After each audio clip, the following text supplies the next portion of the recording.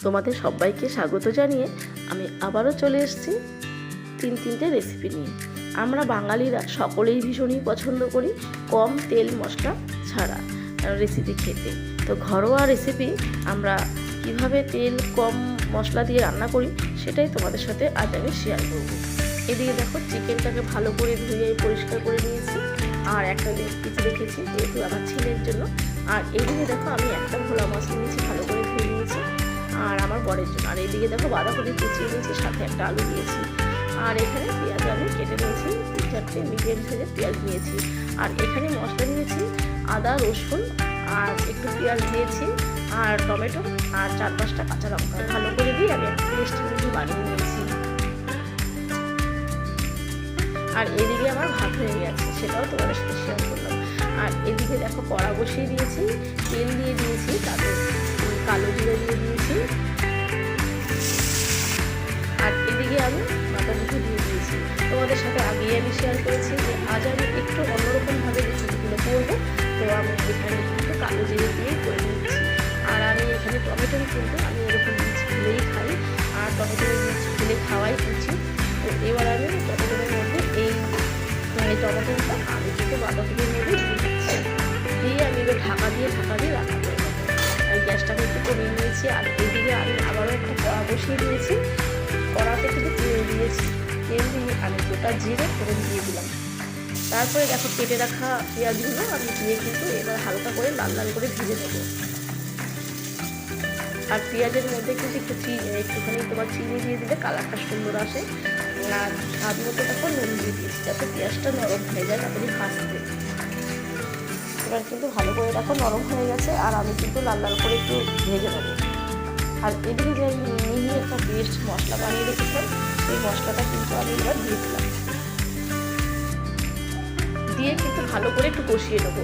আর এদিকে দেখো ধনে গুঁড়ো দিয়েছি আর হলুদ দিয়েছি, আমি দিয়ে দিলাম, দিয়ে কিন্তু এবার ভালো করে কষিয়ে নিয়ে রান্না করতে হবে। যতক্ষণ না তেল উঠে আসছে ততক্ষণ কিন্তু আমাকে মশলাটা কষিয়ে নিতে হবে। আর কালার আসার জন্য আমি কিন্তু আবারও একটু লাল লঙ্কার গুঁড়ো দিয়ে কিন্তু ভালো করে আমি আবারও কষিয়ে নেবো। আর মশলা কিন্তু কষিয়ে রান্না করলে কিন্তু খেতে ভালো লাগে, আর খেতে সুন্দর হয়। আর চিকেন যত কষানো হয় মশলা তত কিন্তু খেতেও ভালো লাগে। আর আমি এবার পরিষ্কার করে চিকেনটা কিন্তু দিয়ে ভালো করে আবারও কষিয়ে নেবো। আর এদিকে দেখো কতটা জল উঠেছে, আর ভালো করে আমি একটু করে দিচ্ছি, খুন্তি দিয়ে একটু ঘুটে দিচ্ছি, ঠিক আছে। তো দেখো নরম হয়ে গেছে। এবার আমি এখানে ধনেপাতা চিনি দিয়ে কিন্তু নামিয়ে নেবো। দেখো এখানে বাঁধাকপিটা হয়ে গেছে। তোমরা কিন্তু এইরকমভাবে একবার বাঁধাকপি বাড়িতে ট্রাই করতে পারো, ভীষণই সুন্দর হয় খেতে। আর এদিকে দেখো চিকেনটাও কিন্তু প্রায় আমার কষানো হয়ে গেছে, এখনও কষাতে হবে যেহেতু জল আছে, তেলটা কিন্তু এখনও ওঠেনি, ঠিক আছে। তো দেখো আমি কিন্তু এরকমভাবে চিকেনটা আজ আমি ভেবেই রেখেছি চিকেনটাকে একটু অন্যরকমভাবে স্বাদ করে করবো। তো দেখো আলু ছাড়া কিন্তু আমি এখন চিকেন করলাম, তোমরা চাইলে আলু দিতে পারো, কিন্তু আমি আলু দিইনি, আলু ছাড়াই এই চিকেনটা করবো। আর এদিকে দেখো আমি আবারও তেল দিয়ে দিয়েছি, আর ওই যে একটা মাছ ভেজে নিয়েছি করবো আমার বরের জন্য, সেটা কিন্তু ভালো করে ভেজে নিচ্ছি। আর এদিকে চিকেনটা ভালো কষানো হয়ে গেছে, একটু জল দিয়ে দিলাম। আর মাছটা কিন্তু একদিক ভাজা হয়ে গেছে, এবার কিন্তু নামিয়ে নেবো। আর এদিকে চিকেনটা হয়ে গেছে, গরম মশলা দিয়ে কিন্তু এবার নামিয়ে নেবো। মাছটাও আমার ভাজা হয়ে গেছে, তুলে নিলাম।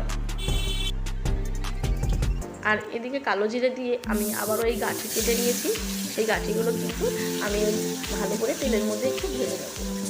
গাঁঠি কিন্তু সেদ্ধ করার দরকার নেই, ভাজলেই ভালো করে কিন্তু মোটামুটি হয়ে যায়। আর চিকেনের কালারটা অসাধারণ এসছে, তোমরা দেখতেই পাচ্ছ। আর এদিকে দেখো টমেটো পেস্ট নিয়েছি, কাঁচা লঙ্কা বাটা নিয়েছি, তারপরে তোমার ধনে গুঁড়ো জিরে গুঁড়ো হলুদ দিয়ে এবার একটা মশলা বানিয়ে নিচ্ছি, একটু জল গুলে নিলাম, দিয়ে কিন্তু ওই যে কাঠি আলুটা ওর মধ্যে কিন্তু এই মশলাটা আমি দিয়ে দিলাম। এবার ভালো করে একদম কষিয়ে নিতে হবে। হ্যাঁ বন্ধুরা, তোমাদের সঙ্গে আর একটা কথা বলছি, তোমরা কে কোথার থেকে এই ভিডিওটা দেখছো, যেখান থেকেই তোমরা ভিডিওটা দেখো অবশ্যই কমেন্টস করে জানিও, তবে তো তোমাদেরকে আমি ধন্যবাদ দিতে পারবো। আর দেখো কষানো প্রায় হয়ে গেছে, এবার আমি জল দিয়ে দিলাম। হ্যাঁ বন্ধুরা, তোমাদের আজকের এই রেসিপিগুলো কেমন লেগেছে তোমরা অবশ্যই জানিও, তবেই ভালো লাগবে। আর এদিকে দেখো আমি একটু জল দিয়ে মাছটাও দিয়ে দিলাম। ভালো লাগলে লাইক, শেয়ার, কমেন্ট এবং সাবস্ক্রাইব করে দিও। তো আজকের রেসিপিগুলো কেমন লেগেছে তোমরা বাড়িতে কিন্তু অবশ্যই ট্রাই করে একবার দেখা হচ্ছে পরের ভিডিওতে।